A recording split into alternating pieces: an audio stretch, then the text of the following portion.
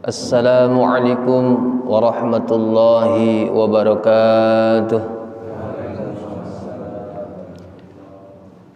A'udzu billahi minasy syaithanir rajim.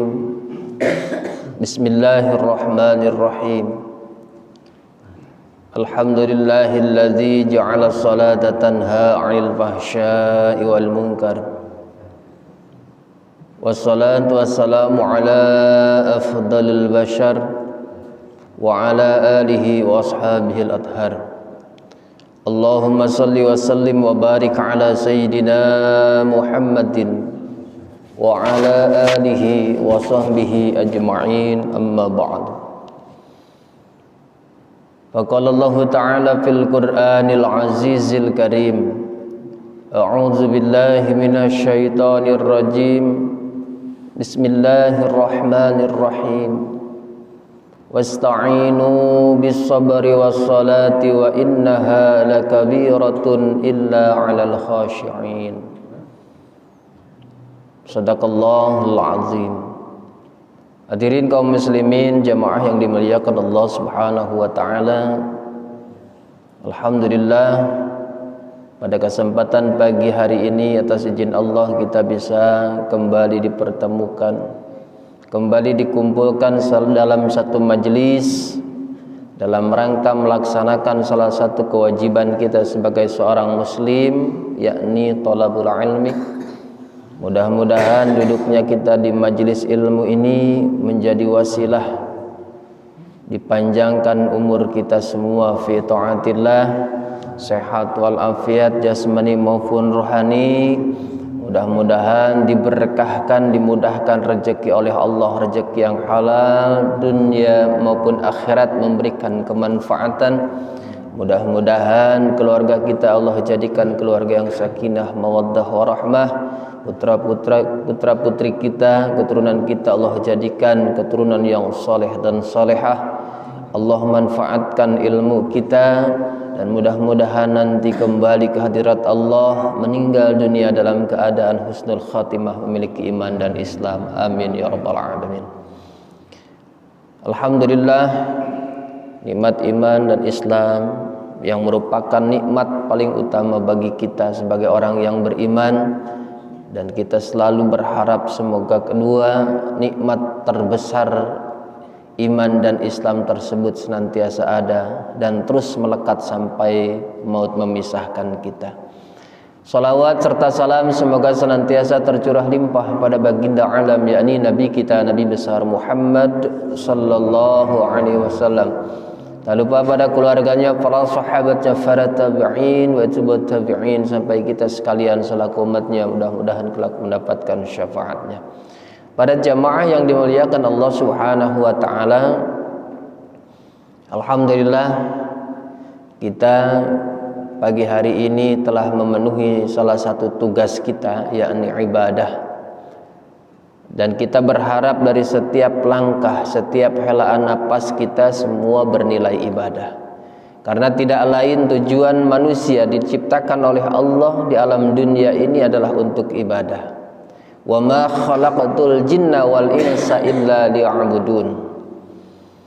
Tujuan kita diciptakan oleh Allah sekaligus yang namanya jin juga untuk beribadah, untuk mengabdi, menyembah kepada Allah Subhanahu wa taala. Maka alhamdulillah kita bersyukur, kita masih terus berusaha memenuhi panggilan-panggilan Allah, dan mudah-mudahan kita semua dijadikan orang-orang yang istiqomah dalam menjalankan perintah-perintah Allah dan menjauhi larangannya. Amin ya Allah ya rabbal alamin.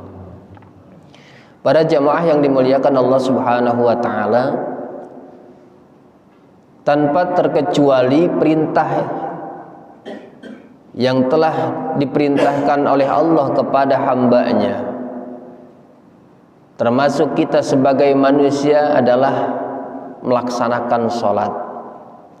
Di antara perintahnya adalah melaksanakan sholat. Melaksanakan sholat adalah suatu kewajiban.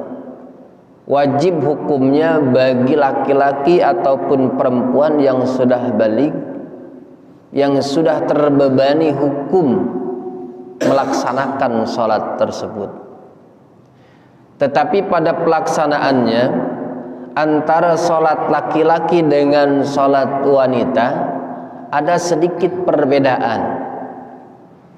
Ada yang secara langsung disebutkan oleh Rasulullah, perbedaannya antara gerakan laki-laki dengan gerakan perempuan. Ada yang disebutkan oleh para alimul ulama, karena ada sedikit perbedaan dari bentuk tubuh wanita dengan laki-laki. Itu adalah salah satu yang menjadi dasarnya. Maka pada kesempatan pagi hari ini insyaallah saya akan menjelaskan tentang perbedaan antara sholat laki-laki dengan sholat wanita. Di mana saja gerakannya yang sedikit ada perbedaan. Dan tentunya mohon maaf, insyaallah yang saya sampaikan adalah keterangan yang mengacu kepada madhab Syafi'i, madhab Imam Syafi'i. Bismillahirrahmanirrahim. Wal mar'atu tukhalifur rajula fi khamsati asya'a.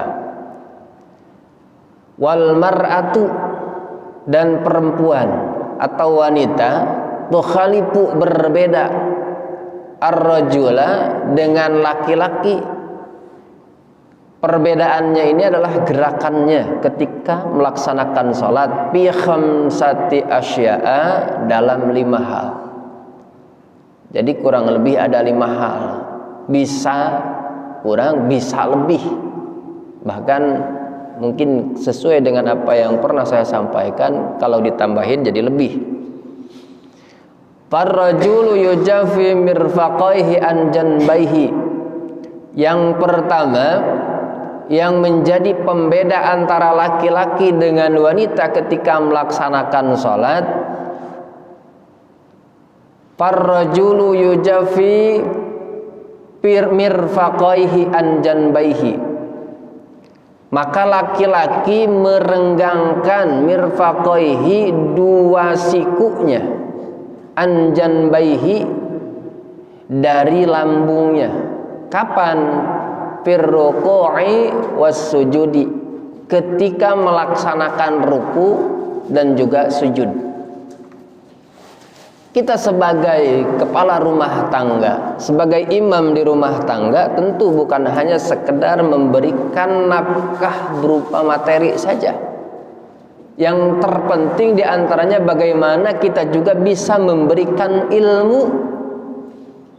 Di antaranya adalah ilmu bagaimana sholat yang baik setelah kita mengetahuinya. Paling tidak menyampaikan kepada orang-orang terdekat kita. Dan tentunya pada saat kita memberikan penyampaian kepada perempuan, nah di sini ada sedikit perbedaan. Di mana perbedaannya? Tadi ketika kita melaksanakan ruku atau sujud, kita itu maksudnya laki-laki, maka laki-laki itu merenggangkan mirfaqaihi, 2 sikunya, anjanbaihi, dari lambung, dari bagian lambung, ya, itu seperti itu. Kira-kira gimana? Jadi gini Pak, kira-kira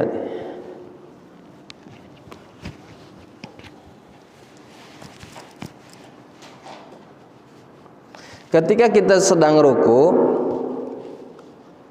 Allahu Akbar. Nah, ini kita selain merenggangkan, tangan ini agak renggang. Tapi bukan begini renggangnya. Karena kalau begini khawatir nanti seluruh jari-jari kita tidak menghadap ke kiblat. Maka begini, cukup begini tapi agak renggang. Artinya masih ada jarak.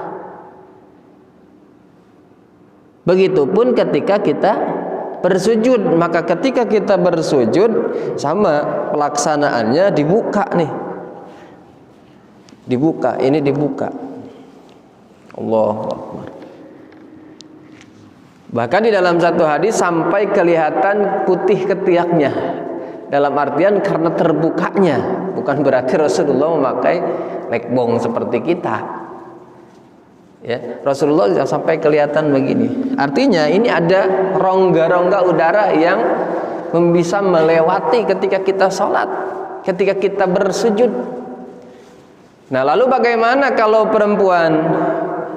Wal mar'atu tadumu ba'daha ila ba'din. Kalau perempuan justru sebaliknya. Ketika seorang laki-laki sholat, ketika ruku terbuka begini, ketika sujud terbuka begini tangannya, maka pada saat perempuan justru sebaliknya, tadumu, dirapatkan. Jadi dia begini nih. Begitupun sujud juga sama. Begitu sujud kita begini, perempuan begini. Dirapatkan. Kemana dirapatkannya? Ke bagian lambung. Ya. Jadi sikunya tidak terbuka. Lalu bagaimana kalau misalkan mau terbuka? Silahkan saja. Kalau sekiranya memang nyaman. Dikhawatirkan kalau laki-laki dengan lebar begini juga, insya Allah nggak ada masalah ya, nggak ada masalah. Tapi pada saat mungkin termasuk ruku juga nggak ada masalah kalau laki-laki. Tapi kalau perempuan, karena perempuan ada bagian anggota badan yang sangat mencolok, berbeda dengan laki-laki, yang mungkin bisa saja buah dadanya ketika dia sholat tidak memakai penutup utama, hanya mungkin menggunakan mukena saja gitu. Maka ketika rukunya juga dirapatkan. Demi apa? Demi melindungi. Itu seperti itu. Jadi dalam urusan salat saja padahal tertutup kan gitu kan. Oh, itu kan tertutup. Iya, betul tertutup. Bukan berarti yang tertutup di dalam itu tanpa pelindung ketika ruku tidak gerak-gerak. Dikhawatirkan tuh. Makanya di dalam mazhab Syafi'i, ketika seseorang melaksanakan sholat kemudian melakukan pergerakan 3 kali berturut-turut, maka sholatnya jadi batal. Nah, dikhawatirkan juga sama dalam rangka pencegahan itu seperti itu. Tapi sekiranya menggunakan pelindung, mohon maaf, misalkan menggunakan utang atau piala gitu ya, itu tidak jadi masalah karena tidak akan menjadikan sesuatu yang bisa saja menjadi madarat buat si musalli atau orang yang melaksanakan sholatnya. Maka ketika ruku, ketika sujud ada sedikit perbedaan, apalagi mungkin ketika melaksanakan sujud dia tanpa memakai daleman sujud, sudah agak ini punya cucu misalkan, sujudnya jidatnya belum nyampe udah duluan. Kalau terbuka begini makanya begini agak. Nah, paling tidak terjaga dengan kedua tangannya yang dirapatkan ke lambung. Itu seperti itu. Boleh enggak sholat tanpa memakai pakaian dalam? Ya enggak jadi masalah, asal tertutup auratnya, jelas ya, tertutup aurat itu merupakan syarat sahnya. Kalau terbuka aurat ya tidak sah jadinya. Para jamaah yang dimuliakan Allah Subhanahu wa taala, kemudian laki-laki syarat yang kedua ataupun perbedaannya, mohon maaf, wa yuqillu batnahu an fakhzaihi fir ruku'i wa sujud. Yang kedua, mengangkat sedikit perut dari paha ketika ruku dan sujud. Diangkat tuh maksudnya gini, Pak. Jadi ketika Bapak sujud atau ruku dulu berarti misalkan kita ruku nih, Allahu Akbar. Nah, ini perut masih agak rapat nih, antara perut dengan bagian paha itu masih agak rapat. Nah, makanya di sini diangkat, diangkat dikit, diangkat perutnya. Nah, agak diangkat. Ini mohon maaf ya, kalau ukuran saya ini udah ini Bukan, saya juga kelihatan langsing, padahal kalau saya pakai kaos sama aja. Karena bajunya double, udah pakai sorban, jadi kelihatan kayaknya langsing mungkin ya. Tapi kalau saya pakai kaos sama, begitu ruku saya ngejal juga, Pak. Nah, makanya agak diangkat sedikit. Ketika ruku, selain kita jari-jari kita digelarkan di mana, di lutut dalam keadaan terbuka dua-duanya. Ini tafriqan wasaton atau ayat tafriqan khafifan. Terbukanya ringan, terbukanya begini, sedang saja. Tapi bukan begini, Pak, bukan begini. Ketika ruku ini bukan begini tangannya, tapi begini. Semua jari-jari tetap menghadap ke arah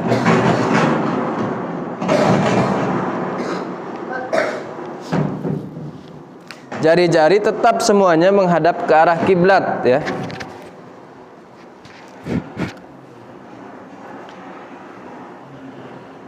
Kita harus berusaha menjaga semaksimal mungkin, berusaha ya, diantaranya tetap jari-jari juga menghadap kiblat, karena menghadap kiblat bukan bagian badannya, tapi kita ingin sepenuhnya, seluruh anggota badan kita ketika kita melaksanakan sholat ingin menghadap ke arah kiblat.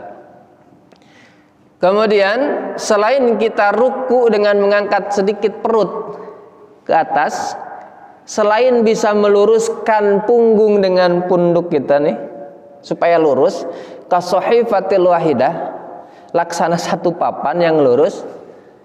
Ketika ruku, ketika sujud juga sama. Jadi kita ketika sujud sama. Begitu sujud, makanya ketika sujud yang jadi tumpuan itu kan, yang tahammulnya itu adalah jidat ya.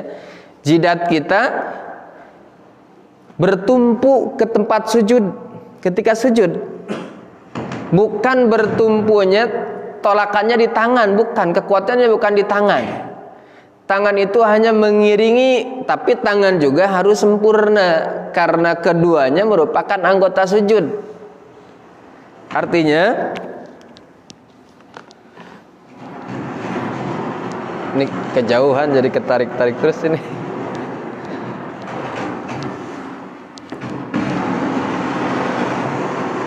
Keamanan aja.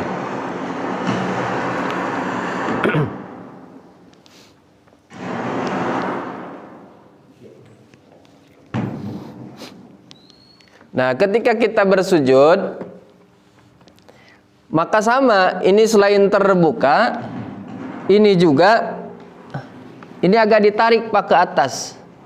Agak ditarik ke atas. Misalkan contoh ya. Mana nyontohnya? Beliting kabel.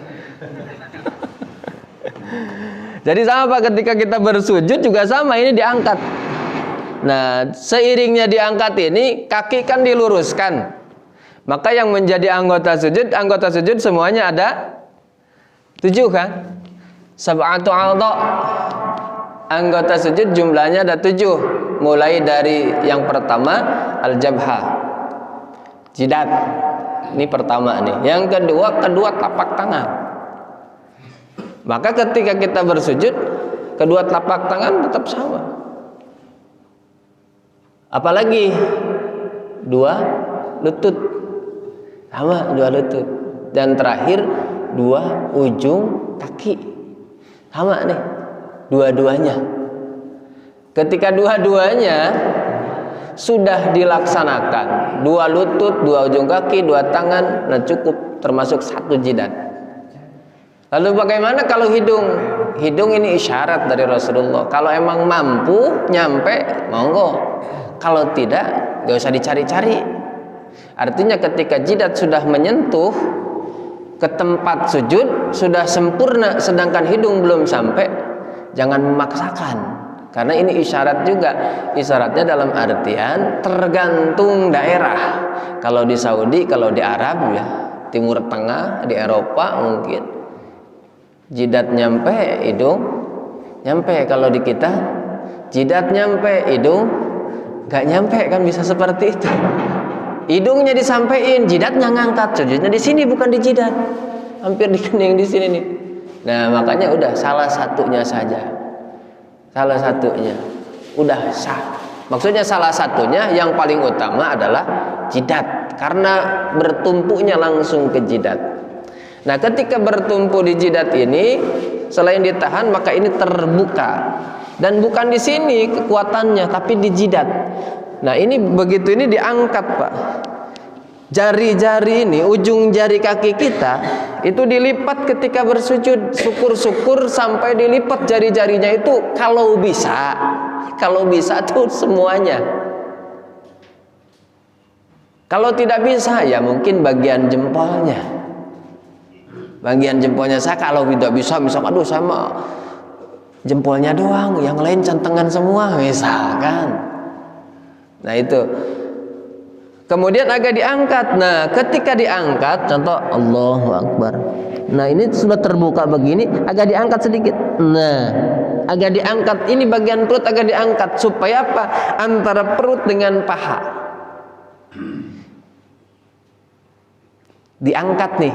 Ini kata Rasul bagian daging nih, angkatlah bagian daging nih agar tidak sampai kemana, ini bagian lambung, tidak sampai ke paha, diangkat sedikit. Bahkan kita ketika melaksanakan sujud merupakan bentuk penghambaan yang sesungguhnya kepada Allah. Jangankan kepada Allah, kepada diri kita saja yang mungkin selama ini kita menganggap bahwa kepala adalah termulia di anggota badan kita. Ketika bersujud, maka kalau kita sujud menjadi paling rendah. Nah setelah diangkat lagi, pantat lebih tinggi, jidat kita di tanah, sedang mencium tanah kita dengan jidat kita. Itulah serendah-rendahnya. Maka ketika bersujud, apalagi ini bersujud kepada Allah Subhanahu wa ta'ala, maka penuhi apa yang menjadi hak sujud. Di antaranya adalah kita menggunakan 7 anggota ketika di dalam sujud. Nah kalau perempuan bagaimana? Kalau perempuan lain, biasa saja udah, ketika ruku ininya dirapetin, ketika sujud juga sama tuh, seperti itu. Para jamaah yang dimuliakan Allah Subhanahu wa taala, wa yajharu fi mawdi'il jahri. Yang selanjutnya, seorang laki-laki atau imam laki-laki maka dia mengeraskan bacaannya dalam salat jahar. Salat jahar. Salat jahar itu yang salat dikeraskan. Kalau yang maktubah jelas mulai dari maghrib, isya, subuh. Misalkan yang jadi imam lebih keras, lebih baik. Apalagi kerasnya ditambah dengan suaranya juga merdu, bacaannya bagus, itu lebih baik. Lalu bagaimana dengan perempuan? Ini seandainya ternyata misalkan ada 2 majelis nih, 2 majelis ini tempat sholat maksudnya nih. Laki-laki di sini, kebetulan perempuan juga ada di situ tuh. Laki-laki misalkan sudah beres, ada rombongan jamaah ibu-ibu yang mau sholat berjamaah, sholatlah di balik tirai, sholat maghrib misalkan. Kan sama, imam itu dikeraskan.